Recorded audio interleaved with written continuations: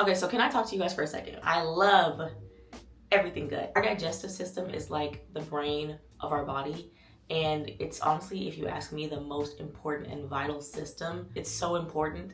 If anything is wrong with your gut health, your whole life is out of whack, it feels like. So we're gonna go ahead and get on that. Now, as y'all know in today's video, as y'all can already tell from the title and the thumbnail, we are getting into the nitty-gritty of gut health. Now, this is one of my favorite conversations. Okay, so I have my notes, I'm prepared. Okay? In this video, we're just gonna get into the nitty-gritty because you know we love all things health, human experiences, leveling up, all of that. Let's get into the video. Grab your popcorn, grab your snacks, grab your drinks, grab your notebook, whatever you need. Let's get into it. Because in all honesty, like I said before, I think the gut runs the entire show. People will always say that your brain runs everything, but I feel like when your gut is off, your whole life is off, like I said. Because you don't want to get out of bed, you feel sluggish, your energy is low, your mood is out of whack, your stomach hurts, your clothes fit crazy, and all of a sudden, you just don't feel like yourself no more. I feel like everyone else's first issue is to think of everything else but their gut.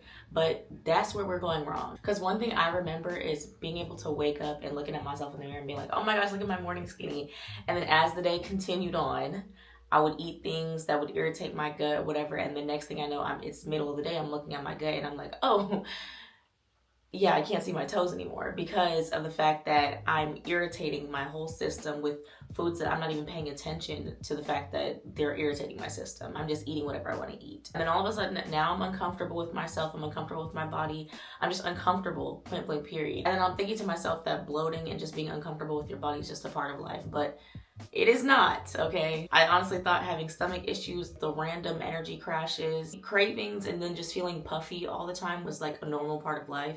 And like I said, it is not, or at least I just got tired of accepting that. So we're gonna get into the moment that everything changed for me. And that was honestly one day when I just looked in the mirror and I stopped deciding to criticize myself. I just had a real conversation with myself and asked myself, like, why did I think this was okay? And when did I think that this was okay? When did I decide in my brain that living like this was okay? I just thought, like, this is my body. I only get one. So why am I gonna sit here and waste it? Why am I spending so much time trying to change how I look on the outside instead of changing how I actually feel about myself? And why am I treating myself and how I feel like an afterthought? So when this realization hit me, I realized that I wasn't taking care of myself for real, and I stopped. I stopped going for the foods that were convenient, the foods that I just felt like eating because they were good. I stopped listening to the things inside of me that were like, oh my gosh, you're craving this, but in reality, that's the worst thing you can possibly eat right now. I stopped looking for some miracle supplements and I started looking internally. And then eventually, a girl just became obsessed, okay? I was like, I'm going to get my gut right, and we did just that. And something that I do want to say about gut health is that it is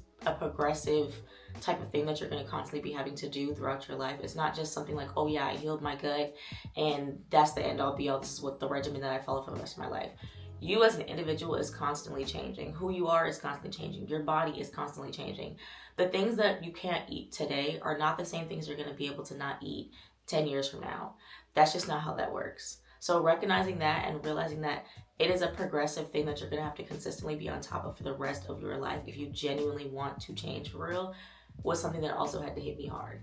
But I recognize that once I care more about myself now than who I, like the things that I want to eat or just whatever cravings that are consuming me, I took control of that. And here we are today. So the first thing I started doing was asking myself, why am I bloating?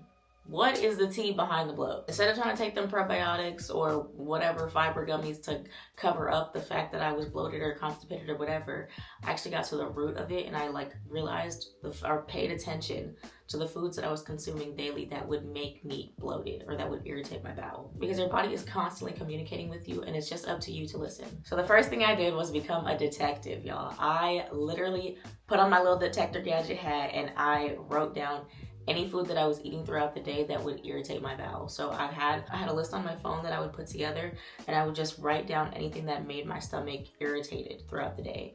So if I went to Chick-fil-A, girl, them nuggets immediately. If I had a hamburger, oh my gosh, the hamburger. If I had any type of sauce or anything that I had that would make my stomach feel any type of and y'all know what I'm talking about when I make that growl noise. Y'all know. Immediately, it was going on the note. And then likewise, I started paying attention to the things that made me feel energized. I paid attention to the supplements I took, any vitamins that I took that made me feel like I had more energy. I paid attention to fruits and vegetables and even sandwiches, meat, all the types of meat, chicken, anything like that that made me feel like, okay, I'm feeling full, but not like just irritated, not like low energy, crashing, like anything that made me feel good. Also, I'm writing that in my notes as well. And then over time, I realized certain foods made me feel amazing, and then other foods made me feel awful. And then on top of that, I realized the amount of foods that I was eating made me feel a type of way as well. So then recognizing that, I had my list. I would make sure that I would look up recommended portion amounts for my certain body type or body size, whatever you guys want to call it. But there's things that you can do online. You go online and you look up how much you weigh, and then you compare the amount of food that you should be eating based on either your goal weight or how much you weigh currently. So when I started portion sizing and portion controlling my food, that definitely did wonders for my gut as well, because I wasn't overfilling and overstuffing my gut with food that I just didn't necessarily need. So another thing for me, I've always been in healthcare, so I've always known a little bit about nutrition and dieting. I've always known that you do need to have a good portion of fruits, veggies, just like leafy greens, just like a good colorful plate every time you eat. Now, it doesn't have to be a big colorful plate, but just something like moderately colorful, because that's just going to be like a very balanced plate of like all the things that you need nutritionally in your body that day or at that time. So what I would do is I would really try to pay attention to like the colors that I'm putting on my plate. And even if it was just a snack, I would also try to add something in that was also equally colorful. So if I had a bagel for breakfast, I would try to couple that with an apple or a green juice or something that was colorful to counteract the fact that what I was eating was not so colorful. Another thing I did that really worked wonders was intermittent fasting. Now, personally, I feel like everybody should fast. It doesn't matter how you want to fast, whatever you need to do, but I feel like everyone should incorporate some type of fasting. Now, I don't mean fasting in terms of like, oh, you don't eat all day and then you eat like something in the middle of the night, or you eat something during the day and then you just stop eating the rest. Like, fast how you want to fast, but personally, I feel like intermittent fasting was the best thing for me. Now, intermittent fasting for me and how I framed it was I would eat when the sun came up, and then I would stop eating when the sun went down. So I would start eating around like 10 or noon, and then I would stop eating around like 5, 7, 8, whenever the sun set, for real. I would stop eating for the day. I would recognize that how that played a part into like my gut health was that I actually allowed my body to digest, or not even to digest, but to eat food during its like normal circadian rhythm. So if we're up throughout the day and that's when our body is like at its peak, like awake alertness, that's when I'm eating. And then when that stops, I stop. So paying attention to the fact that once I stopped, I allowed my body time to actually digest and break down the food instead of going to have that midnight snack that I would love to have, but recognizing that it's hurting me at the end of the day. Because don't get me wrong, I used to be the snack queen. I even had a little box thing of snacks in my closet that I would go to whenever I wanted something to eat, like a little sweet treat in the middle of the night. But recognizing that that is what is destroying my gut in the first place. So threw all that stuff away, and then recognized that if I wanted a sweet treat or something like that, go to a healthier option, a healthier and lighter option. So I would alternate to rice cakes. I would honestly do weird stuff and like get like a scoop of peanut butter and just lick on that too. Like whatever I could do to kind of like fill the void of like, oh, I want a snack, until eventually like it just went away. Because honestly, I feel like you're really just bored and your mouth is bored. Either that or you just have like these odd cravings of things because that's what you're used to.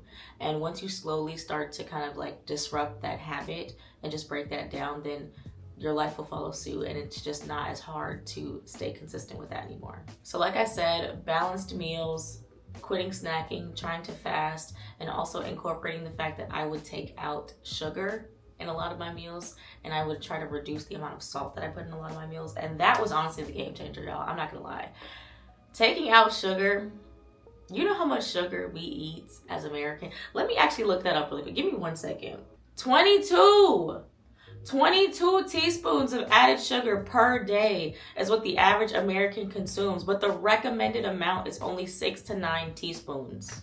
That is crazy, y'all. Like, we consume I feel like in America, in all honesty, we have the tendency to overconsume a lot of things. But if you're here today, then you're actually trying to change that. So let's go ahead and work on that, y'all. Literally, what I would try to do is if I had pancakes or something in the morning, I'm not putting sugar in the pancakes. And I'm checking the amount of sugar in like the mix or whatever that I'm using, if I use like a box mix or whatever. The syrup that I'm putting on the pancake, I'm sticking, literally anything that I was doing, I'm sticking to like the actual recommended amount on the, like on whatever packet there is. And then sometimes I would even go less than that and I wouldn't even use it to begin with.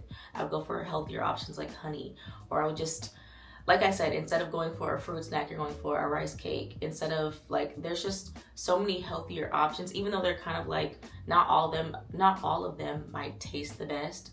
Just doing what works for you. If you don't want all those added sugars, go to fruit. And I know some people want to say like, oh, fruit is sugar too. Please, I don't want to hear that. I'm not gonna lie. It's easier for your body to break down fruit sugar than it is to break down added sugars. Let's stop playing with that, y'all. Pick up an apple. For me, for example, I was addicted to Starbucks refreshers. I was addicted to coffee. I was just addicted to a lot of like sugary, sweet things. So swapping that out, or forcing myself to swap that out with like smoothies or like acai bowls, just healthier alternatives that incorporated sugar still, that wasn't like overdoing it. Now, don't get me wrong, I'm not perfect. I do still have my little coffee here and there, and I definitely do feel the repercussions in my gut. But I feel like I said earlier, this literally is a progressive process.